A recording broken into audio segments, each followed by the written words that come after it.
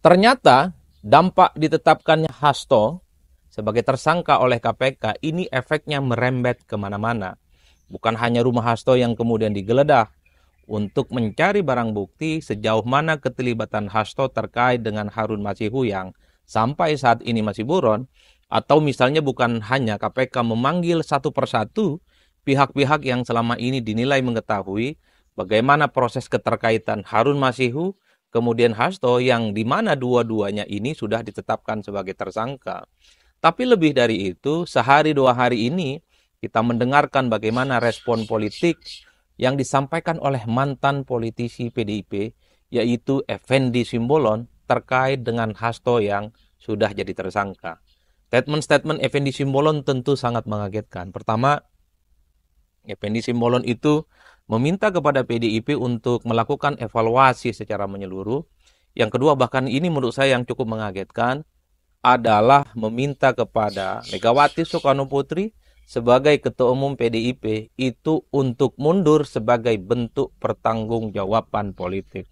Tentu cukup mengagetkan, karena selama ini kita tahu bahwa Effendi Simbolon itu kan dinilai sebagai sosok yang mungkin lurus-lurus saja selama di PDIP. Jadi tidak mengherankan ketika Effendi Simbolon meminta Megawati Soekarnoputri itu mundur dari jabatan politiknya sebagai Ketua Umum PDIP. Ini kan memancing reaksi yang cukup luar biasa dari PDIP. Karena apapun, Effendi Simbolon itu dianggap sebagai bagian dari Jokowi saat ini. Jadi tidak mengherankan kalau kemudian pernyataan Effendi Simbolon yang meminta Megawati mundur, tidak lagi jadi Ketua Umum partai, ini kemudian membuat perang terbuka antara PDIP dengan Jokowi itu terus berlanjut sampai hari ini. Publik tahu Effendi Simbolon juga dipecat oleh PDIP hanya gara-gara bertemu dengan Jokowi dan dianggap sebagai orang yang kemudian tidak lagi mematuhi fatsun-fatsun politik PDIP.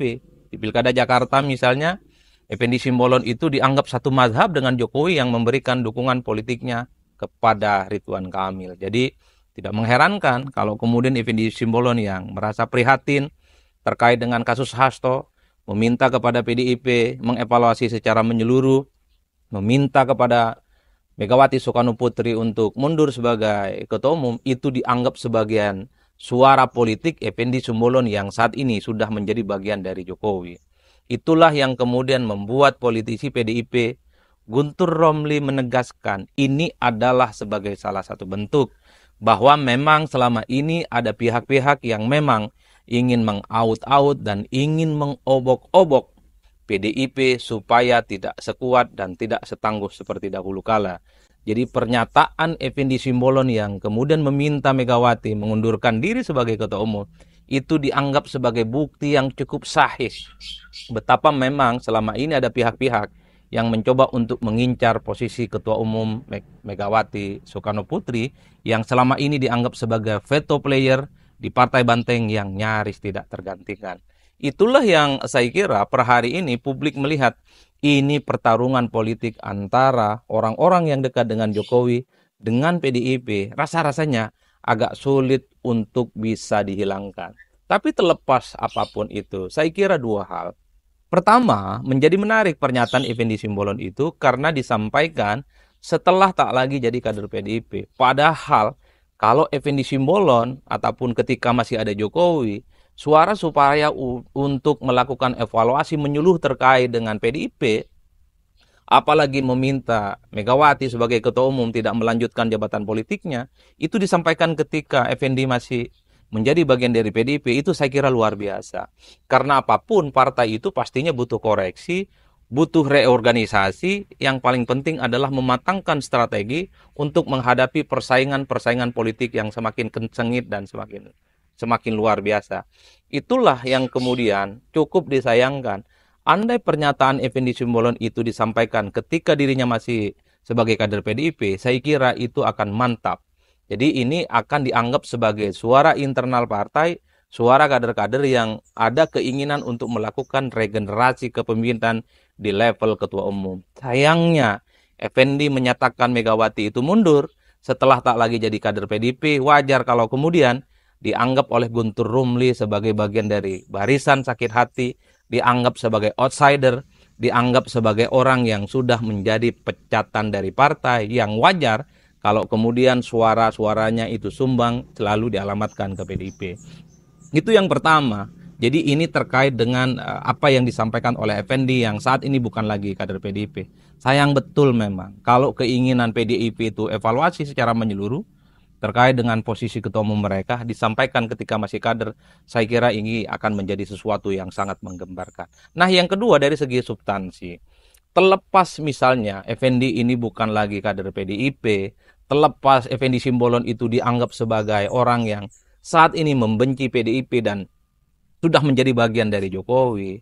Yang kedua yang paling penting adalah secara substansi. Karena apapun, yang paling penting adalah bagaimana PDIP itu melakukan evaluasi secara menyeluruh. Tentu untuk menghadapi kompetisi politik 2029 dan di masa-masa yang akan datang. Di 2024 ini sebagai guidance bagi saya, di mana PDIP itu harus diakui memang cukup tidak terlampau menjanjikan perjuangan politiknya. Di Pilpres mereka itu babak belur, mengusung Ganjar dan Mahfud, perolehan suaranya cukup tragis, hanya sebesar 16%. Begitupun di Pileg, betul bahwa PDIP itu tetap kokoh di posisi atas, tapi dibandingkan dengan suara sebelumnya 2019, suara perolehan PDIP itu turun secara signifikan. Kita tahu di 2019, suara Pileg PDIP itu sekitar 19%. Di 2024 kali ini hanya sebatas 16%. Wajar kalau kemudian di 2024 ini banyak yang mengatakan PDIP itu seperti pemenang tanpa mahkota. Menang Pileg tapi suaranya berkurang, menang Pileg kemudian Pilpresnya kalah, yang kemudian membuat PDIP sangat kelihatan sekali per hari ini kelihatan tidak punya kawan dan tidak punya sahabat untuk dijadikan sebagai partner koalisi politik. Dan itu nyata di parlemen ataupun dalam koalisi-koalisi di pilkada. Secara substansi lagi menjadi penting sebenarnya bagi PDIP untuk mengevaluasi bagaimana strategi politik mereka yang akan mereka lakukan di masa-masa yang akan datang. Mengingat mereka lagi tidak punya figur kunci seperti Jokowi yang kemudian mengantarkan mereka sebagai partai yang memenangkan Pilpres 2 kali berturut-turut, tapi yang paling penting bagaimana regenerasi kepemimpinan di posisi ketua umum, bagaimana soal bangunan isu politik termasuk strategi komunikasi keluar, itu juga menjadi penting bagi PDIP untuk dievaluasi. Per hari ini misalnya persoalan apakah Megawati tetap akan dilanjutkan sebagai ketua umum ataupun tidak, itu tetap menjadi perbincangan bukan hanya di internal PDIP mungkin ya, tapi juga di kalangan eksternal. Karena orang melihat dalam sebuah partai politik memang ada sebuah keharusan bagaimana posisi ketua umum itu sudah mulai ada regenerasi. Itulah yang kemudian menjadi penting apakah di ulang tahun PDIP yang kemudian akan segera dilaksanakan, persoalan posisi ketua umum itu layak dievaluasi ataupun tidak. Karena bagi publik sebenarnya ingin mencermati bagaimana internal PDIP di masa-masa yang akan datang. Termasuk misalnya soal strategi komunikasi politik. Ya. Apakah di tengah posisi politik PDIP yang hari ini kalah Pilpres, kemudian suaranya tidak signifikan, kira-kira begitu di sejumlah pilkada, dan kelihatan sekali tidak ada partai politik mau berteman dengan PDIP, narasi-narasi politik yang dikembangkan itu tetap agresif ataupun lunak. Kalau melihat PDIP hari ini, terutama PDIP faksi Hasto, tentu adalah PDIP yang cukup kritis, PDIP yang sangat agresif memberikan serangan-serangan politik bukan hanya kepada Jokowi, tapi terkait dengan kebijakan politik pemerintahnya Prabowo salah satunya. Berbagai isu, berbagai diskursus yang saya kira di mana posisi PDIP itu kan cukup menyalak ya sebagai partai politik yang berada di luar kekuasaan politik. Ini tentu sangat layak dievaluasi karena pada saat yang bersamaan kita juga tahu faksi internal PDIP seperti faksi Puan Maharani ini kan sangat soft, relatif konsolidatif, dan relatif ingin berpartner dengan kubu pemerintah. Puan misalnya dengan para pendukungnya, dengan para loyalis-loyalisnya, dalam statement-statement politiknya, ini 1000% berbeda dengan kubu Hasto yang selama ini cukup galak ya. Puan itu menunjukkan wajah lain dari PDIP, adalah wajah-wajah yang cukup lunak, yang dimana iman dan chemistry politiknya ada kecenderungan ingin bersama dengan kubu pemerintah, termasuk dengan Prabowo Subianto. Bahkan Puan sekalipun dengan para kubunya itu tidak pernah lantang dan secara agresif menyerang Jokowi. Itu yang saya sebutkan sebagai strategi komunikasi politik. Per hari ini harus diakui bahwa strategi komunikasi politik yang terlampau lantang, terlampau agresif, itu kontraproduktif sebagai upaya untuk mendapatkan simpati publik.